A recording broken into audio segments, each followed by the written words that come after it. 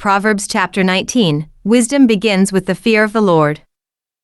Proverbs chapter 19 presents a rich tapestry of wisdom that touches on themes of integrity, discipline, relationships, and the central role of reverence for God. As with many chapters in the book of Proverbs, it offers practical guidance through short, vivid sayings that contrast the outcomes of wisdom and foolishness. At its core, this chapter underscores the truth that living in the fear of the Lord leads to a meaningful, secure, and honorable life.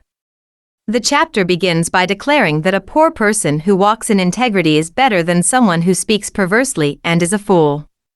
This sets the tone for a recurring theme: character matters more than wealth or status. Throughout the chapter, those who act with honesty, humility, and self-control are praised, while those who lie, scheme, or act rashly are warned of inevitable consequences. Foolishness is not just a lack of intelligence, it is a moral failing that leads people away from God's path and into personal ruin.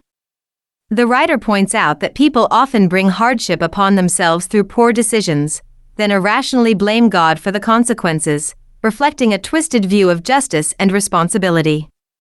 A realistic yet sobering view of human relationships emerges in verses that describe how wealth attracts friends, while poverty leads to abandonment, even by one's own family. These proverbs do not celebrate this reality, but rather expose the shallowness of human favoritism. In contrast, the person who seeks wisdom and understanding is said to love their own soul, highlighting that inner growth is more beneficial and enduring than external approval. Throughout the chapter, honesty and truthfulness are emphasized. False witnesses and liars are assured of judgment. The text makes it clear that deception and injustice will not go unpunished, reinforcing the biblical theme that God is a God of truth who defends the innocent and opposes the wicked. In this light, wisdom includes aligning oneself with God's values, choosing truth over falsehood, mercy over cruelty, and discipline over indulgence. Family dynamics are also addressed. A foolish child brings ruin to a father, and a quarrelsome wife is likened to a constant dripping, both images expressing the deep emotional and spiritual impact of strained relationships. Yet, while houses and wealth can be inherited, a prudent wife is a gift from the Lord. This acknowledges that some of life's most meaningful blessings, such as a wise and supportive partner, come not from human effort alone, but from divine providence.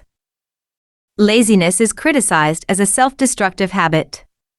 The lazy person is depicted as too slothful to even feed himself, suggesting an absurd level of inactivity. In contrast, diligence and obedience to God's commands are shown to preserve life.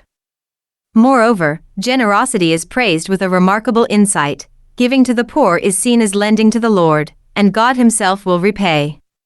This affirms that acts of compassion are not forgotten, but are honored by God. Parenting and discipline are also key topics. The text urges parents to correct their children while there is still hope, indicating that discipline is not cruelty, but a form of love that seeks the child's long-term good. Similarly, those who refuse correction or reject instruction are warned that they will stray from wisdom and face serious consequences.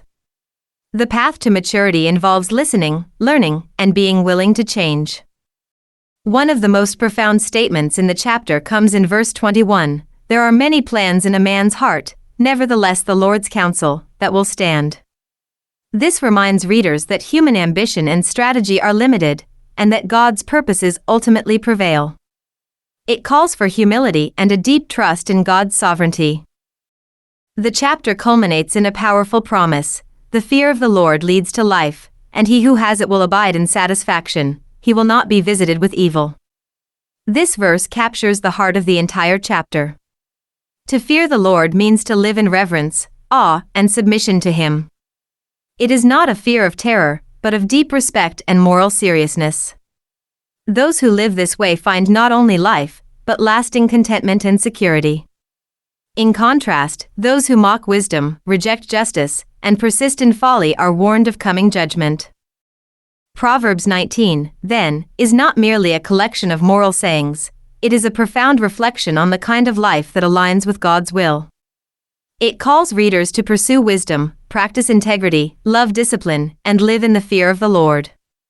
Such a life may not always bring material wealth or worldly success, but it leads to something far greater: peace with God, stability in character, and the satisfaction of a life well lived. Chapter 19. Better is the poor who walks in his integrity than one who is perverse in his lips and is a fool. Also it is not good for a soul to be without knowledge, and he sins who hastens with his feet. The foolishness of a man twists his way, and his heart frets against the Lord. Wealth makes many friends, but the poor is separated from his friend. A false witness will not go unpunished, and he who speaks lies will not escape. Many entreat the favor of the nobility, and every man is a friend to one who gives gifts. All the brothers of the poor hate him. How much more do his friends go far from him? He may pursue them with words, yet they abandon him. He who gets wisdom loves his own soul. He who keeps understanding will find good. A false witness will not go unpunished, and he who speaks lies shall perish. Luxury is not fitting for a fool, much less for a servant to rule over princes. The discretion of a man makes him slow to anger, and his glory is to overlook a transgression. The king's wrath is like the roaring of a lion, but his favor is like dew on the grass. A foolish son is the ruin of his father, and the contentions of a wife are a continual dripping. Houses and riches are an inheritance from fathers, but a prudent wife is from the Lord. Laziness casts one into a deep sleep, and an idle person will suffer hunger. He who keeps the commandment keeps his soul, but he who is careless of his ways will die. He who has pity on the poor lends to the Lord, and he will pay back what he has given.